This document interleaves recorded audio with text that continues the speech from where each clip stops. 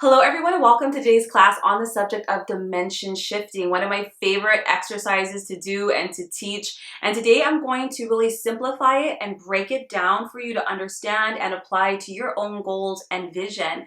Now, what is dimension shifting? There are many other terms that describe this exercise, but what we're doing is we are moving or altering our own internal energy, our frequency, if you will, in order to shift into a different reality. We have limitless parallel realities, and depending on the thoughts that you keep, the choices that you make, the actions that you take, that all dictates the experiences that you have. And the vibration that we hold kind of aligns us or keeps us in particular experiences or dimensions or realities. So what we're going to be doing is intentionally altering our energy to match a specific reality that you're looking to experience. Now, there are about 5 steps to this process, and we're going to go through them all. But step number 1 is the most important one, and this is to have a very clear and consistent vision. Whatever goal you have, whatever dream you have for your life, it's really important that you flesh it out. It cannot be ambiguous. It can't just be like, well, I want to be rich or I want to be happy. What does that look like for you? And if you're not quite sure, take some time and have fun with it and build up that dream in your mind so you can easily access it. Because whenever you dimension shift, the exercise needs to stay consistent with that vision. So your vision cannot keep changing. It can't be thinking of being rich one day and this day I'm thinking of starting my own business. Keep with the same vision for this exercise. So an example, you might imagine traveling to Paris, and the vision that you really want to step into, the reality that you really want to step into is maybe you walking in Paris, drinking a coffee on your way to the Louvre Museum, or having dinner on top of the Eiffel Tower. Pick a section of your vision. And don't get too nervous about it. Just think of something that really excites you and encapsulates that dream for you. So take a second, pause the video if you need to, and get really clear on what your goal is visually. Now, number 2, what makes dimension shifting so unique is that you're going to utilize all 6 of your senses. So yes, sight, smell, taste, touch, hearing, and the 6th sense will be emotions. So if you have your clear vision and you have this section of your dream that you are going to be participating in, and let's say it's you in Paris walking with your coffee on the way to the museum, you would close your eyes, go into that vision, and utilize all 6 of your senses, right? You might smell the coffee that you are about to drink, taste the coffee, you might see people walking by, you might hear music being played by a busker, you might touch the railing on your way over a bridge. You're using all of your physical senses, and then you pull in your 6th sense, which is emotion. You might be feeling excitement and happiness and joy and peace. And even though perhaps you've never been to Paris, you've probably had those emotions before in other scenarios. So it's not so much that you had to have that experience in order to feel it. You just have to have experienced those emotions at some time in order to bring them up. I'm sure you've had the feeling of happiness at some point, or joy or excitement. So just pull those emotions up within you. Really feel your feet hit the ground as you walk. Maybe you're pulling your jacket in tighter around you. Really use all the senses. And the first time you do this, sometimes you get a little too much in your head. So allow the vision to unfold organically. Don't try to force things too much. Allow it to flow. Now, step number 3. It's important to do this for a certain amount of time. And I always tell my students to set a timer for 5 minutes, because usually the first minute is you just getting comfortable in your seat. Now, I would suggest that you are grounded before doing any kind of energetic exercise. If you just got off of work and you're feeling rushed, or perhaps you've had a very stressful day, take time, go take a shower, go kind of decompress, maybe have a little meditation before doing this exercise. Because when you put on your 5-minute timer, I usually tell my students, use just that first minute to just get comfortable. I'd really, relax your muscles down, stop the fidgeting, and get centered.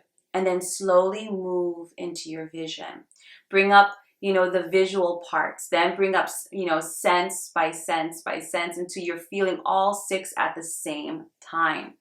And then when the timer goes off, and this is very key, when the timer goes off, you need to immediately distract yourself. You have to disengage from the vision.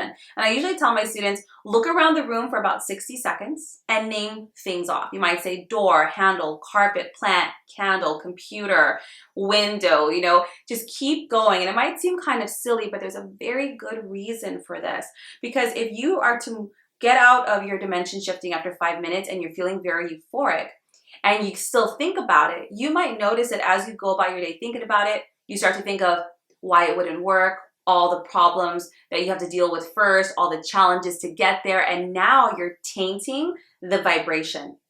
So it's important to just detach and let the energy do its thing and go about your day. This is why I tell people it's sometimes really good to do right before bed. It's great to do right before bed, or right before you have to jump into something that's going to distract you. Maybe that's a meeting, a project, picking up your kids from school, something that's just going to put your mind somewhere else so that we don't contribute any contradictory energies to your vision.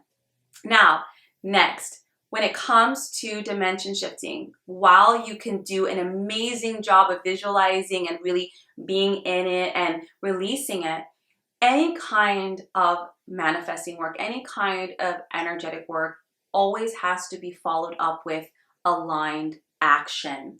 So let's say you're over here, your vision is to be this successful best-selling author. You can dimension shift all day, every day, but if you don't pick up a pen and paper to write, it isn't going to go anywhere. You still have to take action in alignment with it. So if your dream is to go to Paris, start looking up flights. Do you know what I mean?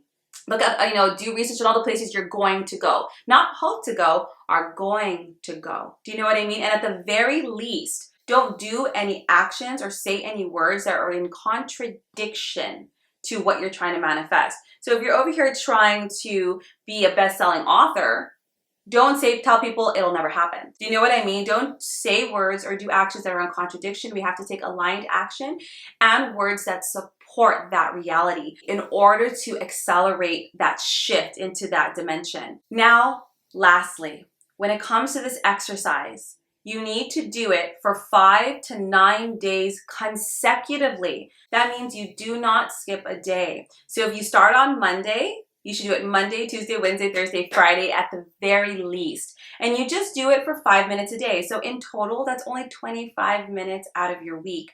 Now, the reason I say 5 to 9 days is that depending on what I'm trying to shift into, if it's a larger energy signature, like a greater vision or dream, I go for a full 9 days because I want my focus to be in proportion to that energetic signature. Do you know what I mean? So don't worry is it 5 days, should I do 7 days, should I do 9 days? 5 days is fine. But if you feel like I'm on a roll, I'm experiencing synchronicities, things are kind of fleshing out for me, keep going with it.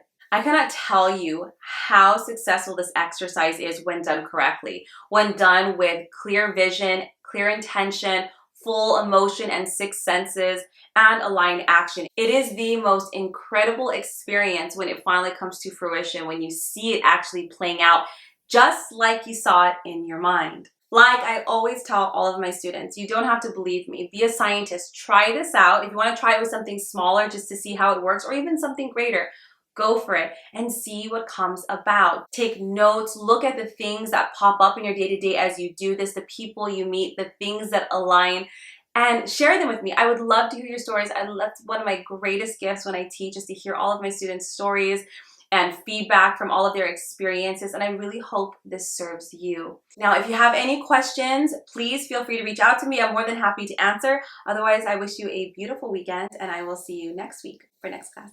Take care.